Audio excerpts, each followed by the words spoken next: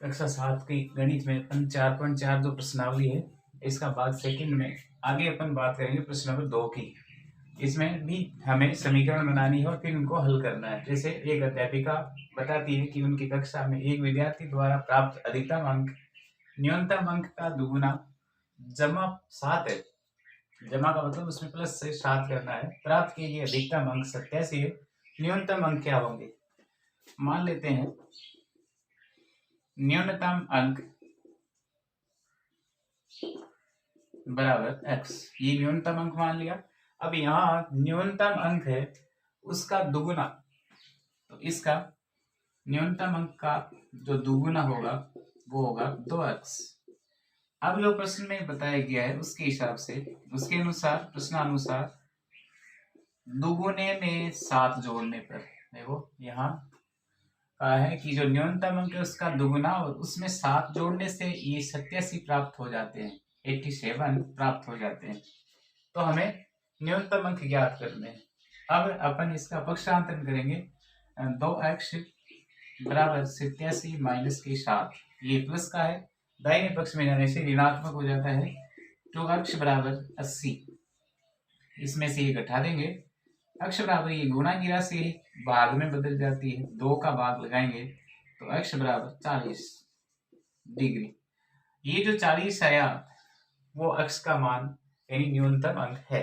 इस तरह से अपन ज्ञात कर सकते हैं। अब ऐसा ही नंबर 2 दूसरा यानी बी वाले में किसी समबाहु त्रिभुज में आधार कोण बराबर होते हैं। तो समबाहु त्रिभुज होता है उसमें आधार कोण समान होते हैं। यहाँ समद्विबाहु त्रिभुज दिया गया है, समद्विबाहु त्रिभुज, द्विबाहु त्रिभुज। तो समद्विबाहु त्रिभुज में क्या होता है, ऐसा त्रिभुज होता है इसमें ये जो आधार कोण होते हैं वो समान होते हैं, तो इसकी दोनों भुजाएं भी आपस में समान होती है। जैसे ये एबीसी त्रिभुज है, एबीसी त्रिभुज, इसमें तो इसके आधार कोण बराबर है, शीर्ष कोण है 40 डिग्री, जो ऊपर वाला है वो 40 डिग्री है। तो हमें त्रिभुज के आधार कोण क्या है वो ज्ञात करने हैं। मान लिया माना त्रिभुज के आधार कोण बराबर x डिग्री है, ये मान लिया। अब क्योंकि जो त्रिभुज होता है उसके तीनों कोणों का योग, त्रिभुज के तीनों अंतः कोणों का योग, तीनों कोणों का योग होता है बराबर 180 डिग्री, ये हमें दे रखा है। इसमें हमें शीर्ष कोण दे दिया है 40 डिग्री, तो यानी कोण अपन इसमें जैसे ए कोण ए प्लस कोण बी प्लस कोण सी बराबर 180 डिग्री ऐसे लिख देंगे। अब क्योंकि ए और बी दोनों ही समान है अतः आप इसको 2a कर सकते हैं, ये और ये आपस में बराबर हैं, प्लस सी का मान है यहाँ से आप ले लेते हैं 40 डिग्री बराबर 180 डिग्री। अब 2a कोण बराबर ये जो 40 है वो घट जाएगा 80 में से, 180 में से, तो घटेगा तो बचेगा 140 डिग्री। a बराबर रहेगा 140/2, तो कोण a बराबर 70 डिग्री। इसका मतलब ये भी 70 और ये भी 70, दोनों ही कोण 70 के हो जाएंगे। तो अपन ने जो माना था त्रिभुज के आधार कोण दोनों ही उत्तर में आ जाएगा। आधार कोण ए व बी, कोण ए व कोण बी दोनों का मान हो जाएगा 70 डिग्री। अब हमें सी, जैसे ये सी वाला हल करना है तो इसमें सी को हल करेंगे। सचिन द्वारा बनाए गए रनों की संख्या राहुल द्वारा बनाए गए रनों की संख्या की दोगुनी है। उन दोनों द्वारा मिलाकर बनाए गए कुल रन एक दोहरे शतक से 2 रन कम है। प्रत्येक ने कितने रन बनाए? पहले अपन बना देते हैं राहुल द्वारा, माना राहुल द्वारा बनाए गए रन बराबर x है। राहुल द्वारा बनाए गए रनों की संख्या x है और सचिन है, सचिन उसके द्वारा बनाए गए रन बराबर 2x, क्योंकि इसमें लिखा है कि इसकी संख्या राहुल द्वारा बनाए गए रनों की संख्या की दुगुनी है। ये दुगुनी है, इसका मतलब 2 से अपन गुणा कर देंगे इसको, तो ये 2x आ जाएगा सचिन के द्वारा बनाए गए रन। अब कुल रन है वो दोहरे शतक से 2 रन कम है, यानी इन दोनों के जब अपन मिलाते हैं तो प्रश्नानुसार x + 2x बराबर दोहरा शतक का मतलब एक शतक में 100 रन होते हैं, दोहरे में 200 होंगे, उसमें से 2 कम है, तो यहाँ 2 कम है, इसलिए हमें ये एक सरल समीकरण प्राप्त होगी। अब इसमें क्या करेंगे, यहाँ योग कर लेंगे 3x बराबर 200 में से 2 घटाया तो 198, x बराबर 198/3। अब 3 का भाग देंगे तो ये 66 भाग जाएगा, यानी 66 रन हमें x के मिलेंगे। इसका मतलब राहुल का उत्तर में लिख देंगे, राहुल द्वारा बनाए रन बराबर 66, जबकि सचिन है उसका डबल बनाता है, सचिन द्वारा बनाए गए रन बराबर 66 × 2, तो 2 को आप 6 दूनी 12, 6 दूनी 12 1 13, इसने 132 रन बनाए, इसने 66 रन बनाए। इस तरह से अपन दूसरे प्रश्न को हल कर सकते हैं। आगे है प्रश्न नंबर 3, इसको अपन हल करेंगे। इरफान कहता है कि उसके पास परमीत के पास जितने कंचे उनके 5 गुने से 7 अधिक कंचे हैं। तो इरफान के पास 30 कंचे हैं, परमीत के पास कितने कंचे हैं? माना परमीत के पास कंचे बराबर x है, ऐसे मान लेंगे। अब यहाँ प्रमीत के पास जितने कंचे हैं उनके 5 गुने से, अब जो प्रश्नानुसार कहा गया है कि जितने उसके पास जो कंचे है उसके 5 गुने से 7 अधिक हैं, और वो है उसके इरफान कहता है। तो इरफान के पास 37 आता है, अपन लिख देंगे 37 सामने। अब अपन x का मान ज्ञात कर लेते हैं। 37 में से ये पक्षांतर करेंगे तो माइनस के 7 हो जाएंगे, इधर से ऋणात्मक हो जाएगी।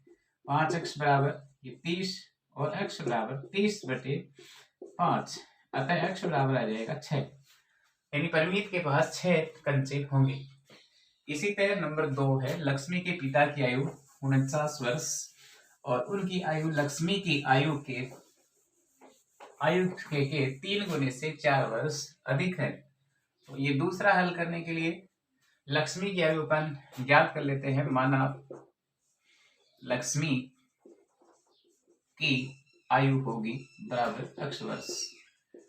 अब कहा गया है प्रश्नानुसार क्या कहा है, लक्ष्मी के पिता की आयु है 49 वर्ष, उनकी आयु लक्ष्मी की आयु के 3 गुने से 4 वर्ष अधिक है।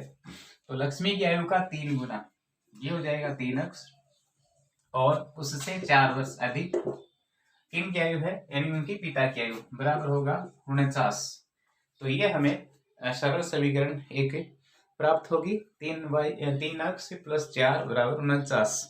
अब अपन x का मान ज्ञात कर लेंगे।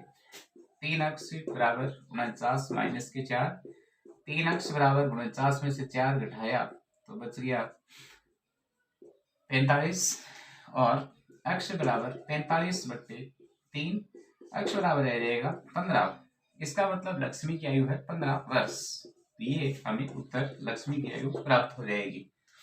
अब हमें इसका जो तीसरा है उसको ज्ञात करना है। उसको ज्ञात करने के लिए नंबर 3, इसमें फलों की संख्या। तो सुंदरग्राम के निवासियों ने अपने गांव के एक बाग में कुछ पेड़ लगाए, इनमें से कुछ पेड़ फलों के थे, उन पेड़ों की संख्या जो फलों के नहीं थे, फलों वाले पेड़ों की संख्या के 3 गुने से 2 अधिक है। तो यदि ऐसे पेड़ों की संख्या जो फलों के नहीं थे 77 है, तो लगाए गए फलों के पेड़ों की संख्या क्या थी? तो मान लेते हैं फलों वाले जो पेड़ों की संख्या है वो x है। माना फलों वाले पेड़ों की संख्या बराबर x। अब जो फलों वाले नहीं है उनकी, जिन बिना फलों वाले पेड़ों की संख्या होगी, बिना फलों वाले पेड़ों की संख्या बताई गई है 3x + 7, क्योंकि उसका 3 गुना बताया है कि इसका जो 3 गुना है उससे 2 अधिक है, तो यहाँ पर 2 अधिक है। अब आप इसमें, जैसे इसमें फल नहीं थे वो है 77, तो आप इसके सामने लिख देंगे 77 प्रश्नानुसार 3x + 2 बराबर 77। ये हमारी सरल समीकरण मिलेगी। 2 को आप इधर ले जाएंगे, 77 माइनस के 2, 3 अक्ष बराबर 77 में से 2 घटा देते हैं 75, अक्ष बराबर 75/3 और अक्ष बराबर 25 या 75, यानी फलों वाले पेड़ों की संख्या होगी 25।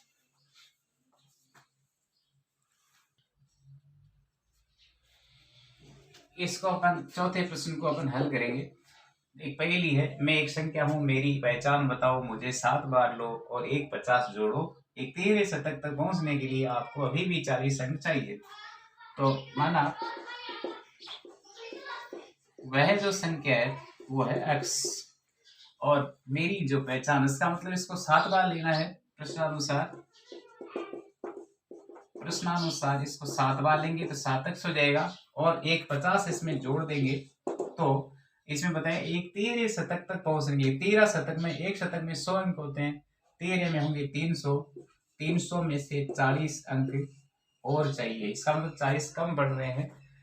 तो ये 300 में से 40 को अपन घटा देंगे। अब अक्ष का मान ज्ञात करने के लिए पक्षांतरण कर लेते हैं, 300 में से 40 और माइनस के 50, क्योंकि ये प्लस का है, इधर जाने से माइनस के हो जाते हैं। 7x बराबर बचेंगे 210।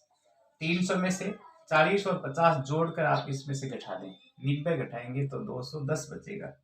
अक्ष बराबर 210/7, अतः अक्ष बराबर आ जाएगा 30। 7 का भाग इसमें 30 बार जाएगा। तो माना जो आपने मानी थी वह संख्या, उत्तर जो मानी गई संख्या है अक्ष बराबर होगी 30। इस तरह से अपन प्रश्नावली 4.4 सरल समीकरण भाग सेकंड प्रश्न नंबर 4 तक हल कर सकते हैं कक्षा 7 में।